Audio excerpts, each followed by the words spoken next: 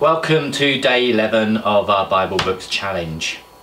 I hope you've had a really wonderful Easter weekend, despite it being very different than we've ever experienced before.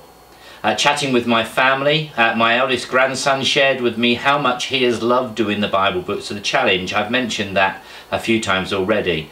And that he shared with me his favourite book so far, and that for him has been Daniel, which he's really enjoyed looking into. What has yours been? I hope too that you are beginning to get a feel for some of the big picture things in the Old Testament. Perhaps in a few days' time I'll share a little of the structure for the journey through the Old Testament and some of those big themes. So let's get started. You know already what we're about. You know that we're working out from the pictures the book, and maybe there are some clues in there as well from the picture as to what the book is all about, so have a look for those things. And I hope you have been finding you're spending a little bit of time in the books as well and are learning a little more about particularly some of those less familiar books in the Old Testament. So picture number 20, I left you with 3 on Good Friday. So here's the first of the 3 pictures. That's picture number 20. And what we've got a lamb crying and really sad. This baby sheep is weeping, and it will help you to remember the name of this book. The book is Lamentations, or said properly, as it's recorded in the Bible, Lamentations. It's actually a funeral song written for Jerusalem, as Jerusalem falls to the invading army of King Nebuchadnezzar and the Babylonians. It was probably written by Jeremiah. It is made up of 5 special poems where each verse begins with a different Hebrew letter, going through the whole of the Hebrew alphabet to make it easier for people to remember.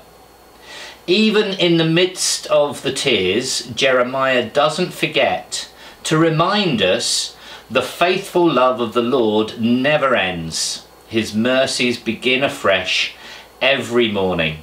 So that's picture number 20. Picture number 21. Well, we've got the letter Z, and Z is crying with frustration. In our picture, the letter Z is crying with frustration over the way the people are disobeying God. Zechariah, or Zachariah, is one of the minor prophets, one of the messengers from God, who has a wonderful message for the people. God will send a saviour, the Messiah, God's promised chosen special king, very soon. One of his famous prophecies is pictured here in the picture that you've had. And that prophecy was foretelling that the Messiah would ride on a donkey's colt. And you see that in the picture.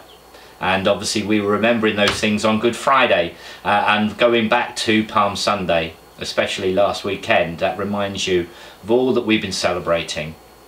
So that's the first 2 for Friday. The third one, picture number 22. So the link between all 3 of these pictures has been tears and crying, all 3 of them.